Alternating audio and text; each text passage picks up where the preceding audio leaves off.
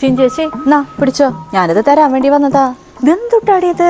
അത് ശരി, നിങ്ങളല്ലേ പറഞ്ഞത് എനിക്ക് പൊളിക്കാനായിട്ട് കൊപ്രപ്പിണ്ണാക്ക് വേണമെന്ന്. ഞാൻ ഫോൺ ചെയ്തിട്ട് അവിടെ ഉണ്ടോന്ന് ചോദിക്കല്ലേ ചെയ്തത്. ഞാൻ അവിടെ ഉണ്ടെങ്കിൽ വന്ന് വാങ്ങിക്കാൻ വേണ്ടി ചോദിച്ചതാ. നീ എന്തിനാ അങ്ങോട്ട് കൊണ്ടുവന്നരാൻ നിക്കണത്? നിനക്ക് ഇതിന് മാത്രം സമയണ്ടാ? ദൈവമേ, ഈ പെണ്ണിന്റെ ഒരു കാര്യം. എന്തായാലും വന്നതല്ലേ, കാപ്പി കുടിച്ചിട്ട് പോവാ, വാ കേറ്. അതൊന്നും സാരല്ല, ഞാൻ പോട്ടെ, പോയിട്ട് എനിക്ക് വേറെ കുറെ കാര്യങ്ങൾ ചെയ്യാണ്ട്.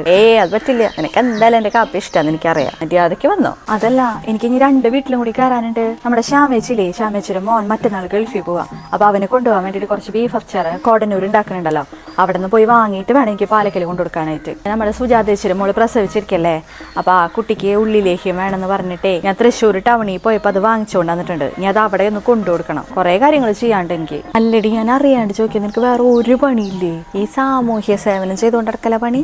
അവർ ചെയ്തരും ചോദിക്കുമ്പോ എങ്ങനെ ചേച്ചി നമ്മൾ പറ്റില്ല എന്ന് പറയാ? നമ്മൾ മനുഷ്യന്മാരെ കൊണ്ട് എങ്ങനെയൊക്കെ തന്നെയല്ലേ ഓരോ സഹായങ്ങൾ ചെയ്തു കൊടുക്കാൻ പറ്റുള്ളൂ. എനിക്ക് എന്തെങ്കിലും ആവശ്യം വന്നു കഴിഞ്ഞാൽ അവരാരെങ്കിലും സഹായിക്കാണ്ടിരിക്കില്ലല്ലോ.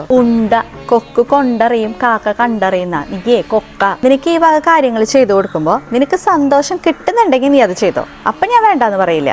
പക്ഷെ പൊന്നു മോളെ, നോ പറയാൻ പറ്റാത്തോണ്ടാണ് നീ ചെയ്തു കൊടുക്കണേന്നുണ്ടെങ്കിൽ നീ നിർത്തിക്കോ.